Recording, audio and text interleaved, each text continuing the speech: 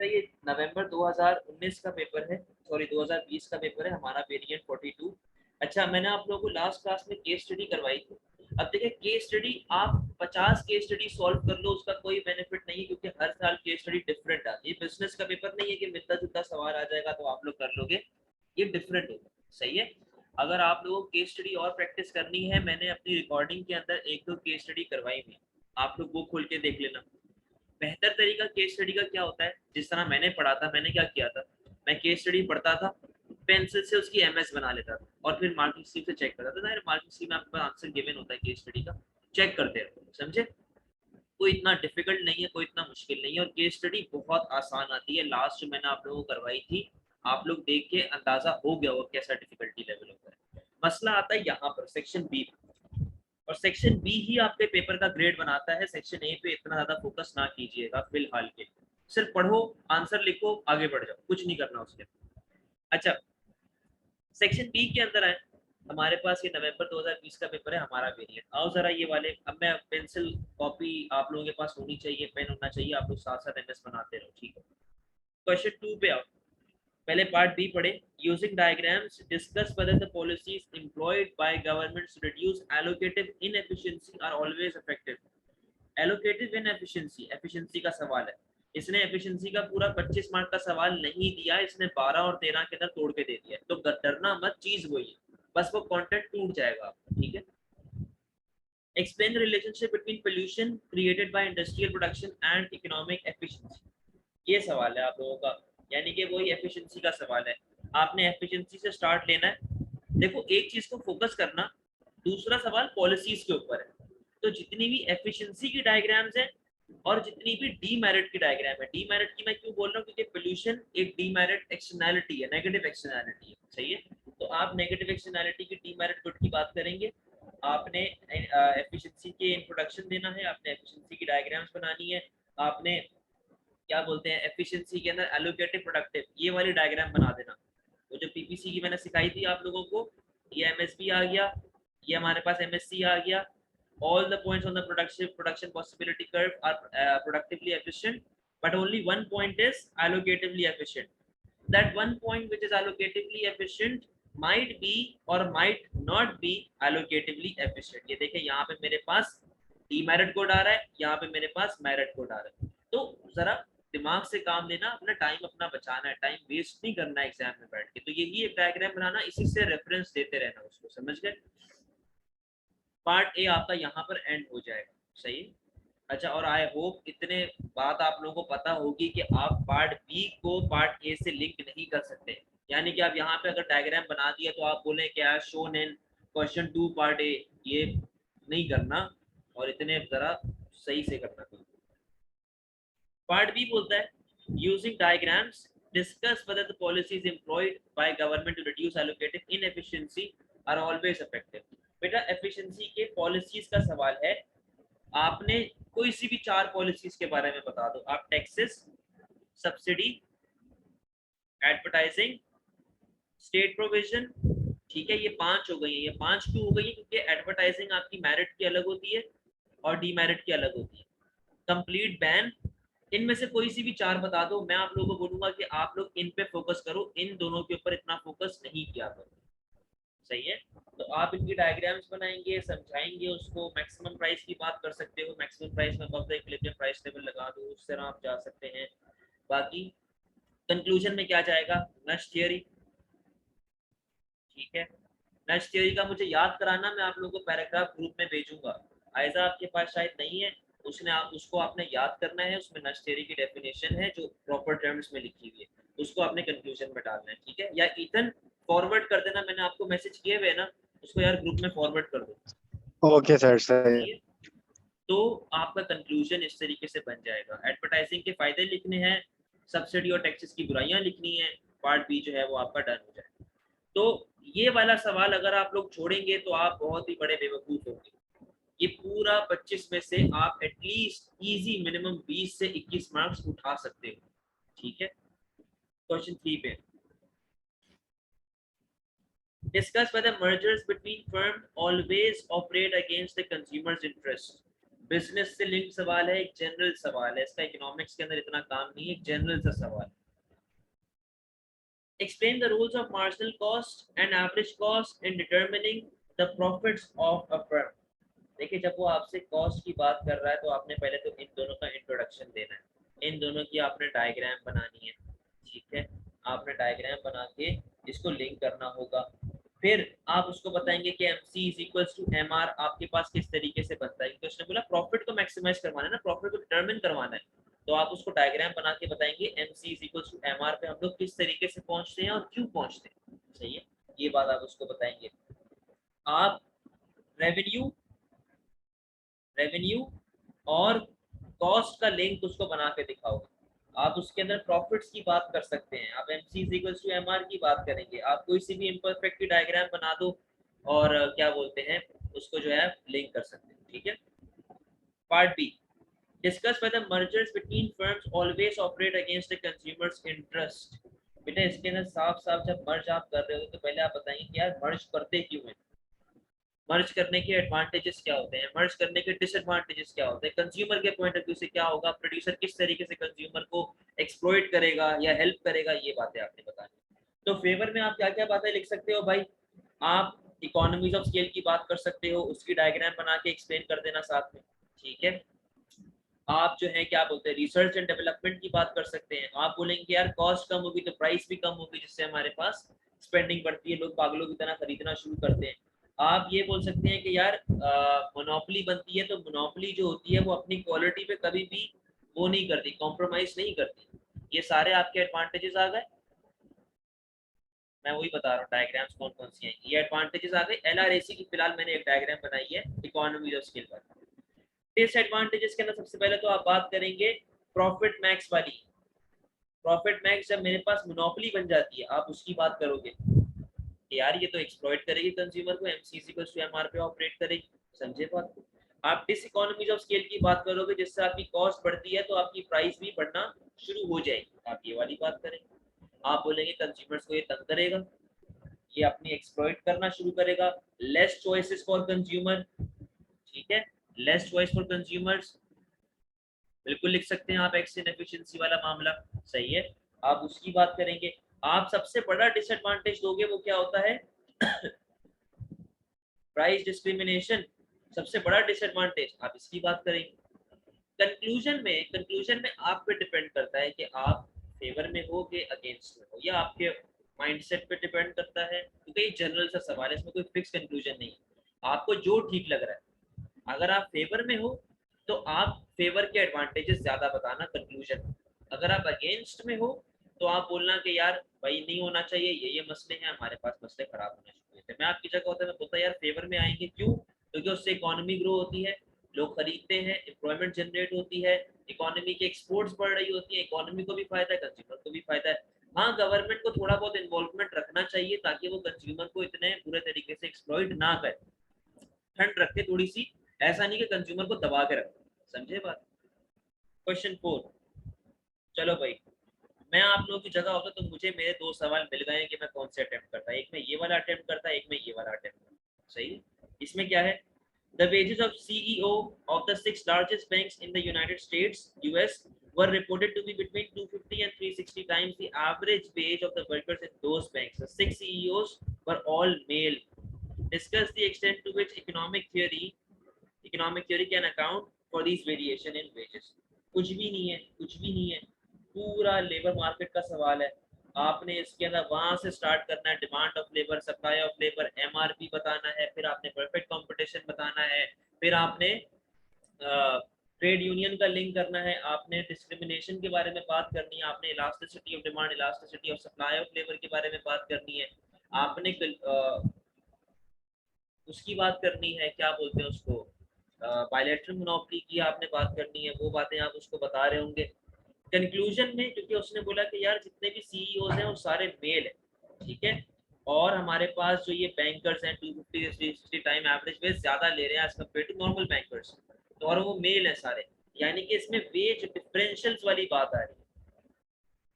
आप बोलेंगे कि यार क्या पता फीमेल के अगेंस्ट वो हो, वो क्या बोलते हैं उसको, क्या होता है यार वो, डिस्क्रिमिनेशन ऑफ फीमेल के अगेंस्ट, कि यार सिर्फ मेल को हम लोग सीईओ बनाएंगे, फीमेल को नहीं बनाएंगे, या हमारे पास वेजेस ज्यादा हैं जिसकी वजह से हम लोग जो है कोई बंदा ज्यादा वेज ले रहा है। आप लोग इकोनॉमिक रेंट की बात करोगे, कंक्लूजन में ट्रांसफर अर्निंग की बात करेंगे। 25 में से इजी इजी आप 20 मार्क उठा सकते हो, इजी। देखो 20 मार्क आपने यहाँ पे उठाया, 20 मार्क आपने यहाँ पे उठाए, 40 मार्क तो आपके यही आ गए ना यार। ये जो है वो 45 कुछ पे ए बनता है, आप केस स्टडी में 5 मार्क्स नहीं उठा सकते? सोचने वाली बात है ना। ग्रेड मारना कोई मुश्किल नहीं है। आपने 20-20 मार्क्स 40 मार्क्स सेक्शन बी में उठा लिए, 50 में से आपने चलो 10 मार्क्स सेक्शन ए में उठा लिए, 50 आ गए 70 में से, 45 पे ए बनता है, कोई मुश्किल थोड़ी है। इधर आओ, क्वेश्चन नंबर 5, ये भी बहुत आसान सवाल है। अगर आप लोग ये नहीं कर पा रहे, ये नहीं आ रहा, इस पे चले जाओ, तो बहुत इजी है। आओ जरा, analyze the causes of unemployment and explain which cause would be the most significant for your country. Causes of unemployment, unemployment बताओ क्या होता है? फ्रिक्शनल, सीजनल, आपका सिक्लिकल और स्ट्रक्चरल, चारों टाइप्स के बारे में बता दो, और बोलो सबसे ज्यादा आपकी कंट्री के लिए कौन सा ज्यादा सिग्निफिकेंट है, यानी कि सबसे ज्यादा कौन सा ज्यादा हार्मफुल है। आप बोलेंगे यार स्ट्रक्चरल बहुत ज्यादा हार्मफुल होता है, क्योंकि आपकी पूरी इकोनॉमी स्विच कर रही होती है, या आप लेबर टू कैपिटल जा रहे होते हो। फ्रिक्शनल इतना हार्मफुल नहीं होता, साइक्लिकल इतना हार्मफुल नहीं होता, क्योंकि हमें पता है वो एंटिसिपेटेड है। स्ट्रक्चरल एकदम से भी आ सकता है, अनएंटिसिपेटेड भी होता है, एंटिसिपेटेड भी होता है। अनएंटिसिपेटेड होगा तो बड़ा पंगे वाली बात। 5B, discuss whether supply side policy are the most supportive for reducing unemployment। बकवास सवाल, ओ लेवल्स का बच्चा करता है ये वाला सवाल, ओ लेवल्स का बच्चा। आपने उसने बोला कि अनएम्प्लॉयमेंट कम करवानी है ना, यानी कि वो एक्सपेंशनरी पॉलिसीज की बात कर रहा है। पहले तो जब उसने सप्लाई साइड की बात की तो चलो सप्लाई साइड के बारे में बता दो, लॉन्ग लॉन्ग रन बता दो, शॉर्ट रन बता दो, उसकी डायग्राम्स बना दो। दो डायग्राम्स आपकी आ जाएंगी यहाँ पर, जिसके अंदर आप सप्लाई को बढ़ा के दिखा रहे होंगे, ठीक है। इसको आप लिंक करेंगे expansionary fiscal policy and expansionary monetary policy के साथ, ठीक है, जिसके अंदर आप एई को बढ़ा के दिखाओगे। आप प्राइस और अनएम्प्लॉयमेंट इन दोनों का कॉन्फ्लिक्ट शो करोगे, समझाओगे सारी बातें, कंक्लूजन में बोलोगे कि हाँ यार सही बोल रहा है, supply side is the best policy. सही है, आपने कंक्लूजन पे एंड करना है ये वाला सा, हाँ यार supply side is the best policy, क्योंकि हमारे पास अनएम्प्लॉयमेंट भी कम हो रही है, प्राइस लेवल भी कम होती है, और बेस्ट हमारे पास मामला चल रहे होते हैं। मैं आप लोगों की जगह अगर अब होता ना, मैं ये वाला सवाल छोड़ के ये वाला अटेम्प्ट कर लेता, सॉरी हाँ ये वाला बहुत आसान। इधर आओ 6 पे, investment by multinational corporations MNCs in a developing country always promote sustainable economic growth in that country, discuss। देखें, आपने जब MNCs की बात की है, आपने बोला कि यार हमारे पास नई कंपनीज आ रही हैं मुल्क में, हमारी मुल्क डेवलपिंग इकोनॉमी है, तो हमारे लिए किस तरीके से इन्वेस्टमेंट हेल्प आउट करेगा। देखिए आपने ओ लेवल्स के अंदर, एएस के अंदर जो मल्टीनेशनल्स पढ़ा हुआ है, या अगर बिजनेस में भी पढ़ा हुआ है, वो पूरा इसके अंदर आ जाएगा। आप बोलेंगे इकोनॉमिक ग्रोथ है, टेक्नोलॉजी है, मल्टीप्लायर इफेक्ट है, इन्वेस्टमेंट आती है, जीडीपी बढ़ता है, एक्सपोर्ट्स बढ़ती है, इंपोर्ट्स कम होती है, बैलेंस ऑफ पेमेंट हमारा जो है वो करेक्ट होना शुरू हो जाता है, आपके पास इकोनॉमिक ग्रोथ आती है, जॉब्स क्रिएट होती है, गवर्नमेंट को टैक्स मिलता है, आपका एग्रीगेट एक्सपेंडिचर बढ़ रहा होता है। पूरी बातें आपने बता दी, एग्रीगेट एक्सपर्ट सारे एडवांटेजेस बताएं। अब आप बात करेंगे थोड़ा सा डिसएडवांटेजेस पे। डायग्राम कौन सी आएगी, डायग्राम के अंदर आप पोटेंशियल को बढ़ा के दिखा दो, पीपीसी का एक आपकी ये डायग्राम आ गई, सही है। इसके बाद आप कह सकते हैं अपना एग्रीगेट एक्सपेंडिचर बढ़ा के दिखा दो, ये डायग्राम आपकी आ गई। इन्वेस्टमेंट आएगी, टेक्नोलॉजी आएगी, तो आपका एलआरएस शिफ्ट हो रहा होगा, एक डायग्राम ये बना के दिखा दो। आपकी जो है वो क्या बोलते हैं, आप कह सकते हैं कि इकोनॉमीज ऑफ स्केल हमें मिलना शुरू हो जाती है, जाहिर सी बात है बड़ी फर्म है, आप उसकी डायग्राम बना सकते हो। डायग्राम ये जनरल सवाल है, इसमें आप बहुत डायग्राम्स बना सकते हो, ठीक है। अच्छा, डिसएडवांटेजेस में आप क्या क्या बोलेंगे भाई। डिसएडवांटेजेस के अंदर ये वाला पेपर आसान है। डिसएडवांटेजेस के अंदर आप लोग बोलेंगे कि यार मसला ये है कि मुल्क तो हमारा यूज हो रहा है, रिसोर्सेज तो हमारी यूज हो रही है, तो जो रिसोर्सेज की एक्सप्लॉयटेशन है वो किसकी यूज होगी, पाकिस्तान की। पाकिस्तान की जो एक्सप्लॉयटेशन ऑफ रिसोर्सेज बढ़ेगी। आप ये बोलेंगे कि यार हमारे मुल्क में इन्फ्लेशन आना शुरू हो जाएगा ना, क्यों, क्योंकि हमारा एग्रीगेट एक्सपेंडिचर बढ़ रहा है। आप इसकी डायग्राम बना के इसके साथ लिंक कर सकते हो, हमारा एग्रीगेट एक्सपेंडिचर बढ़ रहा है ना, एग्रीगेट एक्सपेंडिचर बढ़ेगा, उससे अनएम्प्लॉयमेंट माना कम होगी, लेकिन प्राइस भी तो बढ़ती है। ठीक है, आप ये बोल सकते हैं कि जो डोमेस्टिक हमारे पास प्रोड्यूसर हैं वो बेचारे परेशान होना शुरू हो जाएंगे, उनको उनकी फटना शुरू हो जाएगी। क्यों? क्योंकि देखिए वर्कर जो है हमारा, प्रोड्यूसर जो है वो बेचारा आउट ऑफ बिजनेस हो जाएगा कंपटीशन बढ़ने की वजह से। जाहिर है एमएनसी एक बड़ी फर्म है। इसकी एग्जांपल ले लो, आप बर्गर लैब या फिर केएफसी का फटा करवा रहे हो, यहाँ पे सामने ये हैदर जो हमारे पास सिटी मुस्लिम पे खुला हुआ है बर्गर वाला, इससे फटा करवा, लॉजिकल सी बात है, कौन जीतेगा? बर्गर किंग जीतेगा या फिर मैकडॉनल्ड्स केएफसी, वो जीतेंगे ना। इस तरीके से आप लिंक करेंगे। कंक्लूजन में आप बोलेंगे मैं आपकी जगह होता तो मैं ये बोलता, देखो ये जनरलाइज सवाल है, इनमें आप कुछ भी कंक्लूजन दे सकते हो, बस शर्त ये है कि लॉजिकल। मैं बोलता कि यार देखो मुल्क ऑलरेडी एक डेवलपिंग कंट्री है, हम लोग ग्रो कर रहे हैं, हम लोग सीख रहे हैं, समझ रहे हैं। अब क्योंकि जब एक डेवलपिंग कंट्री है, एक एमएनसी आई है, आगे जाके और एमएनसीज आएंगी, आगे जाके वो और टैक्सेस पे करेंगे। गवर्नमेंट को जो एमएनसी टैक्सेस पे कर रहा है वो वापस से मुल्क में इंजेक्ट करेगा ना, तो मुल्क का इंजेक्शन क्या होगा? बढ़ेगा। समझे बात? लॉजिकल से कंक्लूजन दिया है। लास्ट घिसा पिटा सवाल बकवास जो मैं कभी रेकमेंड नहीं करूंगा। Explain why gross domestic product is widely used as a measure of economic growth and standard of living. बेटा आपने स्टैंडर्ड ऑफ लिविंग के बारे में बताना है, आपने जीडीपी की डेफिनेशन देनी है, जीडीपी के बारे में बताना है, आपने नॉमिनल जीडीपी के बारे में बताना है, आपने रियल जीडीपी के बारे में बताना है, आपने उसको लिंक करना है, कंपेयर करना है। ठीक हो गया? फिर आप जीडीपी को इस तरीके से लिंक करेंगे। बेटा मैं रेकमेंड इसलिए नहीं करता ये सवाल, इसमें कंटेंट बहुत कम है, कंटेंट कम है, 12 मार्क 13 मार्क का कंटेंट नहीं हो सकता इसके अंदर। वो फिर देखिए चीजें बहुत हैं सीखने को, लेकिन मसला ये है कि आप इतना लिखोगे आपका टाइम वेस्ट होगा, और दूसरा आप इतना कंटेंट निकाल नहीं सकते इसके ऊपर, समझे? तो फिर आप उसके एडवांटेजेस बताएंगे कि यार जीडीपी इजी टू कैलकुलेट है, सही है, इसके अंदर हमारे पास ग्रोथ रेट मेजर हो रहा होता है, हम लोग जीडीपी को जब पॉपुलेशन से डिवाइड करते हैं तो हमारे पास इनकम पर हेड यानी कि हमारे पास जीडीपी पर हेड आ जाता है। हम लोग देख सकते हैं कि मुल्क बढ़ा मुल्क गिरा, क्या मामला आते हैं, सारी चीजें सही। Discuss why alternatives to GDP are increasingly used to measure the standard of living, यानी कि ये HDI की बात कर रहा है, ये MEW की बात कर रहा है। ठीक है, ये हमारे पास क्या बोलता है, आपने उसके अंदर जीडीपी की लिमिटेशंस बतानी है। क्या क्या लिमिटेशंस हैं? कि जीडीपी सिर्फ और सिर्फ आउटपुट को मेजर करता है। ठीक है, जब ये सिर्फ आउटपुट को मेजर करेगा, इसके अंदर हम लोग एक्सटर्नल फैक्टर्स तो छोड़ रहे हैं ना, जितने भी हमारे पास एक्सटर्नल फैक्टर्स हो गए, जैसे कि इन्फ्लेशन हो गया, सॉरी पोल्यूशन हो गया, ठीक है, हमारे पास डीमेरिट गुड्स हो गए, हमारे पास क्या बोलते हैं एजुकेशन, लैक ऑफ एजुकेशन हो गई है, लैक ऑफ हेल्थ केयर हो गया, हमने ये जितने भी क्वालिटी फैक्टर्स हैं इनको तो छोड़ दिया ना, ये चीजें मिस आउट हो जाती हैं हमारे पास जीडीपी के अंदर। ठीक हो गया? आप एक्सटर्नैलिटीज की बात करोगे, आप बोलोगे कि यार ये चीजें किसके अंदर आ रही होती है, ये सारी हमारे पास एचडीआई के अंदर आ रही होती है। एचपीआई यानी कि ह्यूमन पॉवर्टी इंडेक्स एक होता है, उसके अंदर आ रही होती है, हमें पता चलता है गरीब कितने हैं, अमीर कितने हैं, कितना गैप है उनके बीच का, ये चीजें पता चल रही होती हैं। आप इसके अलावा एमईडब्ल्यू की बात करोगे, मेजर ऑफ इकोनॉमिक वेलफेयर, जो नोट्स में मैंने आपको बताया था थोड़ा सा। अब सवाल ये है कि सवाल है देखो 12-13 मार्क का, इसमें कंटेंट आपके पास इतना नहीं है, तो बेहतर है ये तो आपने करना ही करना है हर हाल में, इसको तो आप चॉइस समझो ही नहीं, ये आपकी चॉइस नहीं है, ये करोगे आप। ठीक है, इन दोनों में से आपको जो इजी लग रहा है वो अटेम्प्ट कर लो।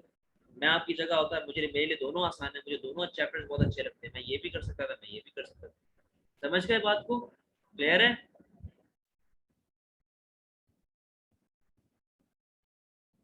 चले जून 2019 का पेपर निकाले, कुछ पूछना है इस पेपर में तो पूछ ले।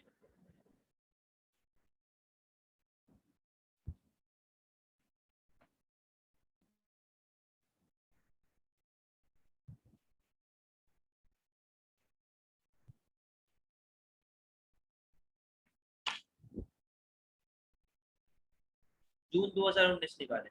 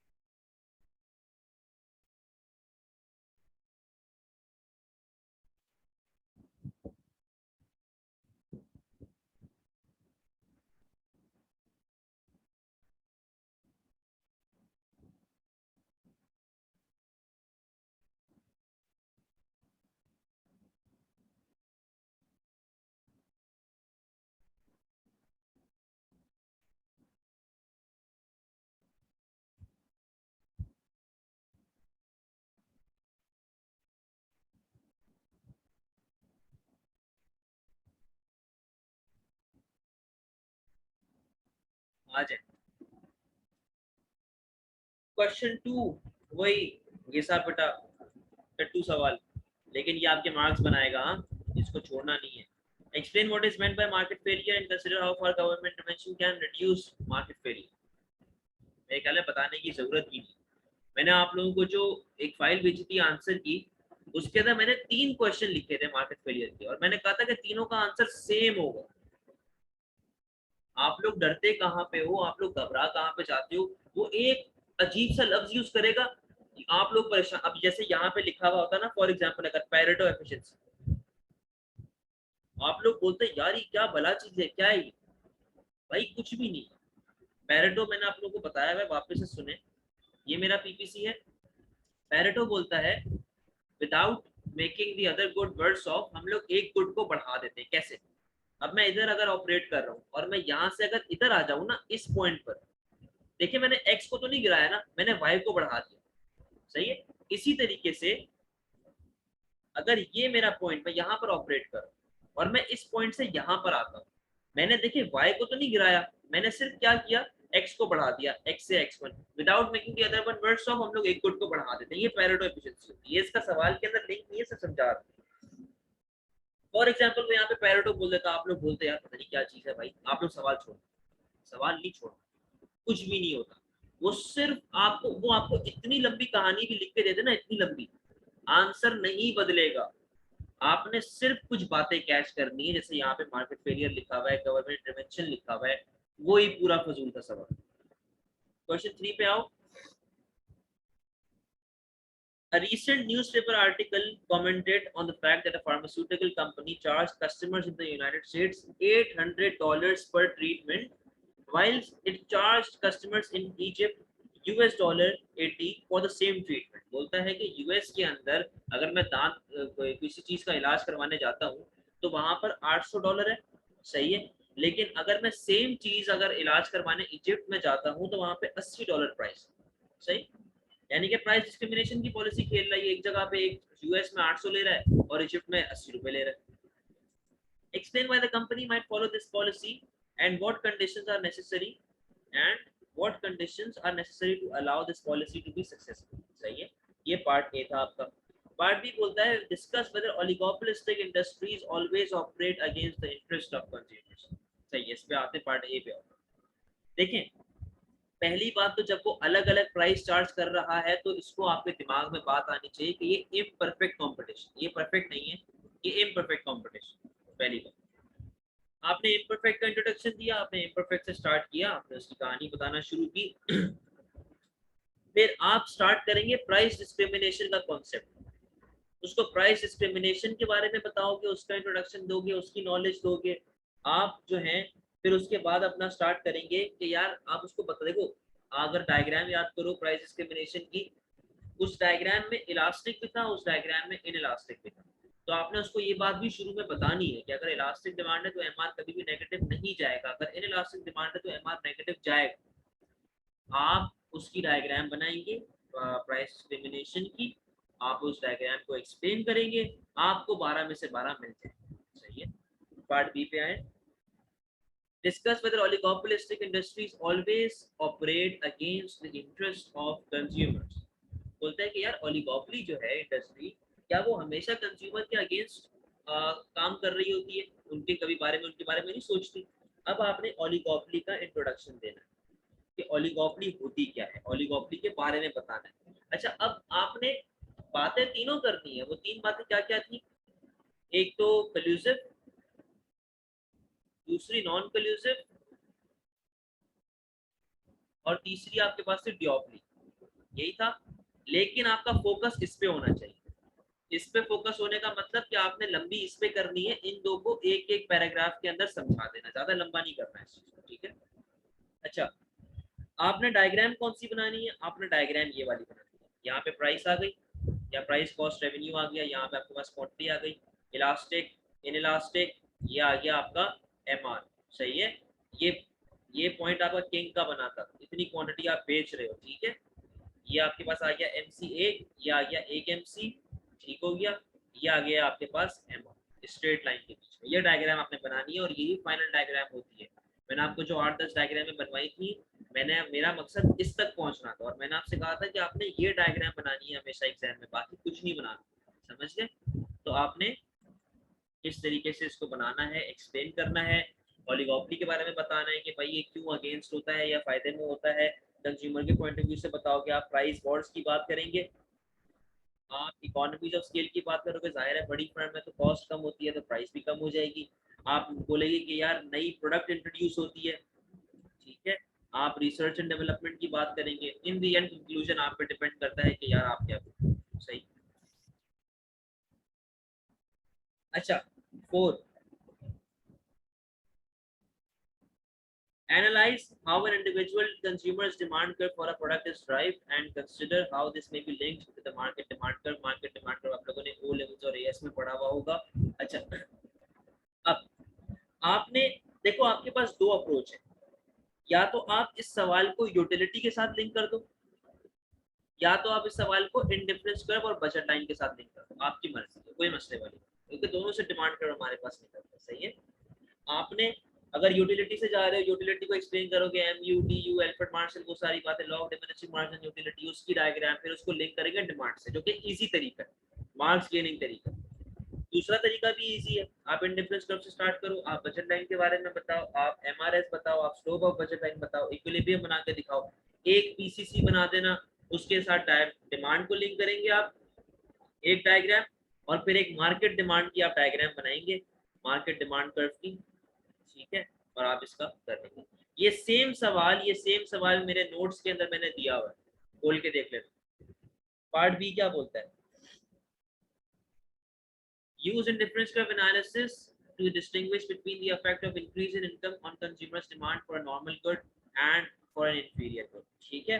अब सुनिएगा जरा, अब उसने देखो यहाँ पे लिख के दिया है ना, increase in income, increase in income, तो आप क्या बनाएंगे, समझ गए बात को, आईसीसी, आईसीसी का आप इंट्रोडक्शन देंगे, आप नॉर्मल गुड के बारे में बता देना, इंफीरियर गुड के बारे में बता देना, दो अलग डायग्राम्स बनेंगी, दो अलग डायग्राम्स बनेंगी इसकी, आपने पॉजिटिव जो है वो नॉर्मल का दिखा दिया, नॉर्मल गुड का पॉजिटिव लिंक दिखा दिया, इंफीरियर गुड का नेगेटिव लिंक दिखा दिया, या अगर आप डिमांड का सॉरी इनकम का लिंक नहीं दिखाना चाह रहे और इनकम आपकी क्या हो रही है, बढ़ रही है, तो इसके अंदर डिमांड को राइटवर्ड शिफ्ट करके बढ़ा के दिखाना और इसके अंदर डिमांड को कम करके दिखाना, समझते हैं बात। Question 5, cyclical and structural unemployment are the most common types of unemployment. Explain the causes of these types of unemployment and assess the effectiveness of government policy to reduce them. Full बेकार full बकवास का सवाल है, मैं बोलता हूँ इसको आंखें बंद करके कर लेना। इसके अंदर उसने दो बातें पूछी है, एक टाइप्स ऑफ अनएम्प्लॉयमेंट और दूसरी पॉलिसीज, यानी कि वही जो एक्सपेंशनरी पॉलिसी जो पिछले पेपर में हम लोगों ने क्वेश्चन किया था, ठीक है। आपने सारी इन दोनों के बारे में बताया, आपने इनके डिसएडवांटेजेस बताया, बताया कि ये किस तरीके से होता है, क्या होता है, यहाँ तक जाके आपको मुश्किल ब मुश्किल 8 मार्क मिलेंगे, बाकी के आपको क्या बोलते हैं 17 मार्क कब मिलेंगे, जब आप पॉलिसीज के ऊपर बात करें। Explain the effective types of policy and the effectiveness of government policies to reduce them. Supply side policy, ठीक है, expansionary, fiscal and monetary policy. Advantage disadvantage conclusion में आप लिखेंगे सप्लाई साइड बेस्ट है, क्योंकि वो हमारे पास वो नहीं हो रहा होता, कॉन्फ्लिक्ट नहीं आ रहा होता, पिछला रिपीटेड सवाल, ठीक है। 6 पे The US Federal Reserve, the country's central bank, has pursued a policy of quantitative easing for several years. Explain how quantitative easing affects the level of economic activity in a country. Quantitative easing का मतलब होता है बेटा money supply को बढ़ा देना, monetary policy, expansionary monetary policy, पूरा A to Z. Part B. Discuss how far one, an increase in wages, and number 2, a loss of business confidence might affect the rate of interest. ये थोड़ा सा मुश्किल सवाल है, थोड़ा सा टेढ़ा सवाल, सुने जरा। हुआ क्या कि एक तो आपके पास वेजेस बढ़ गए, तो आपने इनके पॉजिटिव और नेगेटिव पॉइंट्स दोनों बताने, इसका तो खैर कोई पॉजिटिव पॉइंट ऐसा होगा नहीं, लेकिन इसका है, सुनिएगा जरा। आपकी जब वेजेस बढ़ती हैं, इसका पॉजिटिव पॉइंट क्या है कि लोग किस पे जाना शुरू कर देंगे, मशीन पे, टेक्नोलॉजी पे। जब वो टेक्नोलॉजी के ऊपर जाना शुरू करेंगे, टेक्नोलॉजी पे वो ऊपर जाना शुरू करेंगे तो उससे क्या होगा कि हमारे पास इन्वेस्टमेंट आना शुरू होगी। ठीक है, इन्वेस्टमेंट बढ़ती है तो हमारे पास एग्रीगेट एक्सपेंडिचर बढ़ता है। आप ये बोलेंगे कि यार हमारे पास जो है वो LRAS हमारा शिफ्ट करने के चांसेस होते हैं क्योंकि हमारे पास पोटेंशियल बढ़ रहा हो। ठीक है, अब उसके बाद आपने क्या पॉइंट बताना है कि यार मसला क्या है कि जब हमारे पास इन्वेस्टमेंट पे लोग जाएंगे तो लोन्स की डिमांड बढ़ेगी, और जब हमारे पास लोन्स की डिमांड बढ़ेगी तो logically logically logically interest rate भी क्या हो जाएगा, इंटरेस्ट रेट हमारे पास बढ़ेगा। सही, तो ये हमारे पास उसने रेट ऑफ इंटरेस्ट पूछा ना किस तरीके से अफेक्ट होगा। पहली बात कि जब लोग हमारे पास उस पर जाना शुरू करेंगे तो हमारे पास रेट ऑफ इंटरेस्ट क्या होगा, बढ़ेगा। सही है, फिर उसके बाद आप इसका और पॉइंट किस तरीके से बना सकते हो, आप इसको लिक्विडिटी प्रेफरेंस के साथ लिंक करोगे, ट्रांजैक्शन प्रिकॉशन स्पेकुलेशन के साथ। आप बोलेंगे यार वेजेस जब बढ़ रही है, अनएम्प्लॉयमेंट बढ़ेगी, लोगों के पास पैसा नहीं होगा, पैसा नहीं होगा तो वो सेव करेंगे नहीं, मतलब ट्रांजैक्शन जो बेसिक जरूरियात है वो लेंगे। ट्रांजैक्शन पे कैसे अफेक्ट आ रहा है, हमारे पास लिक्विडिटी प्रेफरेंस पे कैसे अफेक्ट आ रहा है, वो इंटरेस्ट इनइलास्टिक होता है, ये बातें आपने बतानी। लॉस ऑफ बिजनेस कॉन्फिडेंस, क्या होगा जब बिजनेस कॉन्फिडेंस लूज हो रहा है, इन्वेस्टमेंट नहीं आ रही, लोग इन्वेस्ट नहीं कर रहे, बिजनेसेस नहीं बन रहे हमारे पास मुल्क में, तो उससे भी यार उनको अट्रैक्ट करने के लिए, फॉरेन इन्वेस्टर्स को अट्रैक्ट करने के लिए, क्या पता मेरे इंटरेस्ट रेट जो है वो कम हो जाए, जिससे मेरे पास लोन जो है वो सस्ता होगा और मेरे पास इन्वेस्टमेंट आना शुरू। ठीक है, मैं ये सवाल को रेकमेंड नहीं करूँगा। सही है, आप लोग नहीं करना तो बेहतर है। क्वेश्चन 7 पे आओ, explain what is meant by actual economic growth and potential economic growth. बहुत ही कोई बेकार सा सवाल है भाई, आप लोग उसको बीपीसी के साथ लिंक कर सकते हो।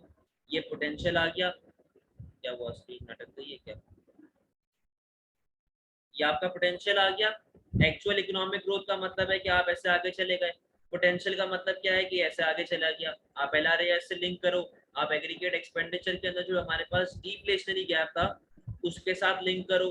ठीक है, तो ये आपके पास हो जाए। पार्ट बी पे आओ, health education and saving are the most important factors in determining long term development in developing economies, comment on this statement. आपने डेवलपिंग इकोनॉमीज के बारे में बताना है, आपने उनकी कंडीशंस बताने हैं, आपने बताना है कि यार हमारे पास लिंक किस तरीके से कर रही है तीनों चीजें, जो तीन चीजें इसने बताई हुई हैं। आप बताएंगे कि यार हमारे पास डेवलपिंग इकोनॉमी में होता क्या है, अनएम्प्लॉयमेंट हो रही है, लोगों के पास पैसा नहीं है, स्पेंडिंग नहीं होती। ठीक है, आप बोलेंगे कि यार फॉरेन ट्रेड इससे आना शुरू होगा, एजुकेशन अच्छी होगी, पोटेंशियल बढ़ेगा, लेबर हमारे पास अच्छी निकलेगी, मैनेजमेंट अच्छी निकलेगी। इन दी एंड यहाँ यार ये तीनों चीजें इंपॉर्टेंट हैं, लेकिन सिर्फ इन तीन चीजों पर डिटरमिन नहीं कर सकते। जाहिर है पॉपुलेशन है, क्या बोलते हैं, और इकोनॉमिक ग्रोथ है, इंट्रोडक्शन ऑफ टेक्नोलॉजी है, बहुत चीज है। तो ये तीन चीजें इंपॉर्टेंट है, लेकिन ये तीन चीजों पे ही सिर्फ काम नहीं होता। समझ गए, तो भाई एक तो ये इजी, इजी, ठीक है। अच्छा, इजी सवाल, इजी सवाल, शुरू के चार तो ऐसे हैं कि आप इजी आंखें बंद करके कर सकते हैं। अब मुझे बताओ मुश्किल है पेपर, कोई किससे रिपीटेड रिपीटेड सवाल है, कोई आपके पास नई चीज नहीं आ रही है कि आप लोग घबराए हो रहे हो पता नहीं क्या हो गया, ऐसे नहीं है, बेकार क्वेश्चन है सारे। समझ गए पेपर को।